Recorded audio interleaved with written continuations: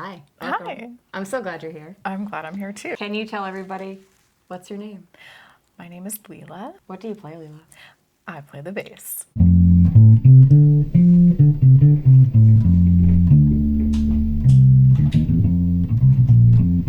I play upright, acoustic, and electric bass. Today I asked you here, and I asked you to bring an instrument. So show me, what beautiful little soul did you bring with you today? Yes. I brought my Fender Jazz Bass. Very nice. It's a 1962 reissue, but I didn't know that when I bought it. I just found it on Craigslist in New York. I went to this really nice guy's place. He let me play it, and I fell in love with it right away. The neck just felt really good, and it sounded the way I wanted it to. I've had this bass since 2007. This instrument is important to me because I was able to purchase it because my grandmother, who gave me this necklace that I never take off, sent me some money for my college graduation, which was a huge surprise and incredibly generous. I knew that I wanted to put that towards something that I would love and keep forever, and that it would remind me of her and help me with playing music. So that's how I ended up with this bass.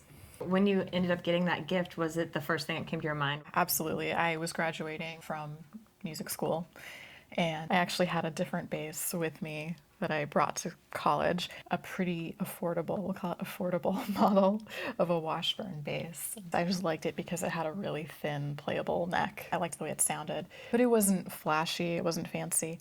And I took it into my combo class one day. The two guitar players in my class, not to get anybody in trouble, Chris and Jared, completely made fun of my bass. And I didn't know why. I was really embarrassed. And they said, well, it's just such a bass.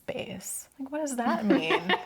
And Chris is like, well, it's just like the kind of bass that somebody would have in their attic. Like if you go over to jam, like say, hey, do you have a bass? Then they pull that out. So I figured, well, I need to get something serious. So I wanted a sunburst Fender Jazz Bass that looked like the bass that I saw Jaco Pastorious have. Once I played it, I totally fell in love with it, and I'm glad I have it. So I guess you're kind of right, even though you're kind of a jerk. This is not a bass. This is a bass. Yeah. Bass. You say that you fell in love with the instrument. What does that love feel like to you? I guess it just makes me really happy. It feels like really stable, and it feels like you're home, you know?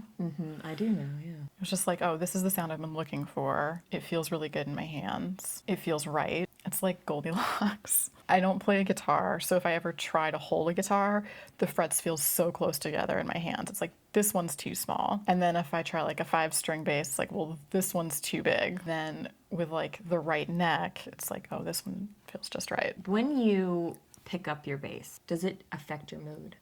It has been lately. I think when I was younger, I didn't have as much of a connection, but I think lately, because I've been trying to get more colors, I feel like it can really help spell out what I'm feeling. And then being able to actually express that feeling through what sounds correct makes me really happy, even if it's like a sad feeling that I'm trying to get out. Is there any scarring on your bass that tells a story of any kind? Well, I went to this nice musician's house in Brooklyn and bought this bass, and I put it into my little soft gig bag, and immediately when I left and went down to the subway, I tried to walk straight through the turnstile, straight on. So you can see the cracks from smacking directly against the turnstile right away. So right out of the gate, I damaged it. What was the condition before you did this? It was like perfect. What's Betty doing on your... This is my Betty sticker. I got pretty much obsessed with Betty Page when I was about 14. She was one of the first female empowerment icons I looked up to. I just loved how confident she looked, and I'd seen upright bass players put pinup stickers on their upright basses. When I found this sticker, I actually kept it for several years until I found the right bass to put it on. Oh, yeah. So this is now my Betty bass. Is that the name of the bass as well? You named her Betty? Yes. I used to be a dog groomer, and I worked with companion animals for a really long time in animal shelters and all this stuff. And There's something that some people will say, and I have absolutely observed, which is that people tend to get pets that kind of look like them and kind of reflect who they are. I'm wondering if you think that your instrument reflects who you are. Yeah, I don't think I could play anything else. Definitely couldn't be like a lead singer. I am totally an introvert. I totally like order and stability, which is why I'm able to do the day jobs that I do, which are just dealing with a ton of spreadsheets and data and nothing glamorous. So I like having the structure and order of like being a bass player, keeping time and outlining chords and keeping the energy going at the back of the stage in the shadows and then being out front. Like I would just rather be a bass player. Now you say all that, but I do happen to know that you also sing. I do in private, maybe with some lessons and encouragement from you. Well, I'm going to make you sing a little bit today because we're going to do a song. All right.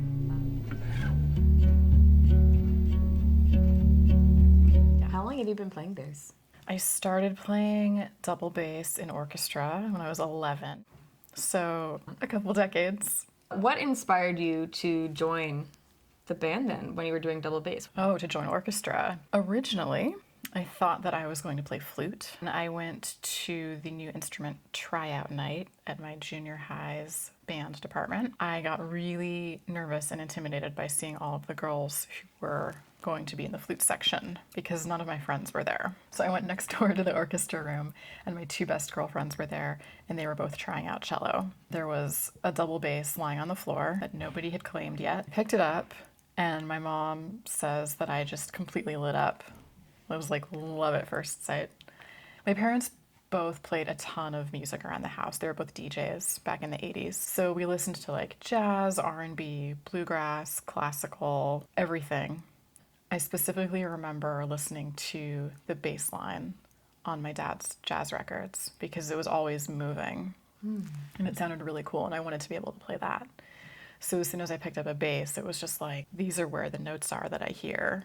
Fell in love with it right away. There was a jazz band that met before school started really early in the morning. You know you really love something if you're 12 and you manage to wake up early before school starts, like to even go to a preschool rehearsal. Got my first electric bass, a cherry red Squire P bass that I totally loved. And I ended up that year getting really into ska. It was just like the most fun puzzle sitting in my bedroom, like trying to figure out what they were doing and like how they were playing so fast and so melodically. So you started playing bass fairly young.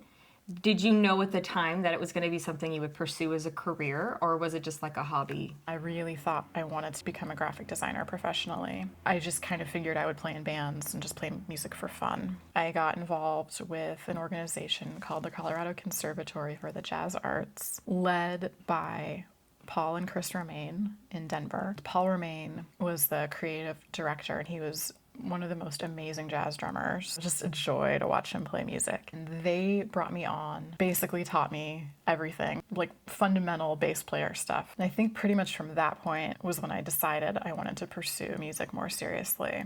How is it that you ended up coming to Hollywood? At 18, I was convinced I had to go to New York, and I did. I ended up going to the New School for Jazz and Contemporary Music in New York, and it was a lot harder to exist there than I realized. I decided maybe I should try the other coast, and I also really wanted to try to work in the music industry, come to Los Angeles and work for a record label and do good for my community. You released an album like 10 years ago. 10 years ago, yeah. Is that available online? It sure is. That album is called Third Week of April. My best friend calls it emo jazz, which is pretty accurate. Any projects you're working on now? I play in a couple projects around LA. I'm playing in a country project called Andrew Browning and the 9 Pound Hammers. And I play with a incredible singer-songwriter named Sarah Alt. She plays piano and writes these just beautiful, heartbreaking songs. So that group is Sarah Alt and the Supernatural. I've played in the past with a band called Beat Mosaic. Do you have anything that you're plotting for this coming year? I decided to start writing music again, some kind of folky singer-songwriter stuff with some grown-up jazz chords. Yeah. Grown-up jazz chords. You know. Are you on social media? My album is on Spotify. You can find that under Lelah Simon, third week of April, and hopefully a new project later this year will be under that also. And then I'm on Instagram, and my handle is bebopalila. And you can see it. If you don't know how to spell it, just read it. Thank you. Which song did we pick for today? Across the Universe. How very nice. Yeah. That'll be really fun. Beautiful. It's a little song. I'll make you sing a little bit on All right. that. Fair. Yeah.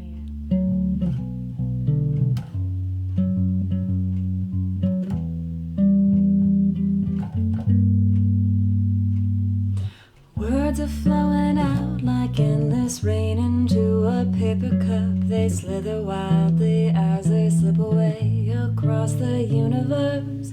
Pools of sorrow, waves of joy are drifting through my open mind, possessing and caressing me. Jai Guru Deva Om.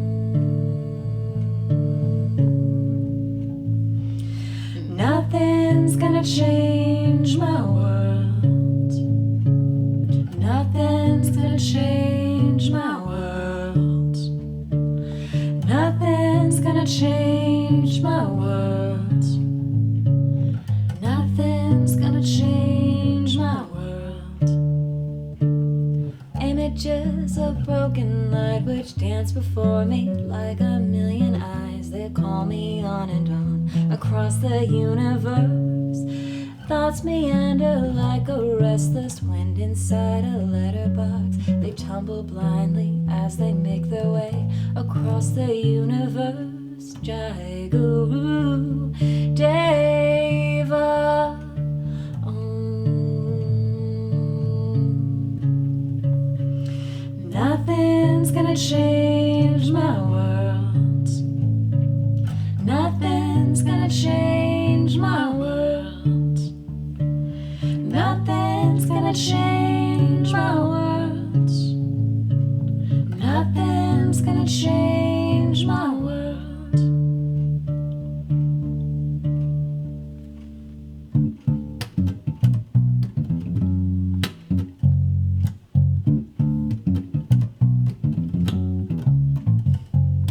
Sounds of laughter, shades of life are ringing through my open ears, inciting and inviting me. Limitless, undying love which shines around me like a million suns. It calls me on and on across the universe. Jai Guru Deva Om. Nothing's gonna change my world. Nothing's gonna change my world. Nothing's gonna change my world. Nothing's gonna change my world.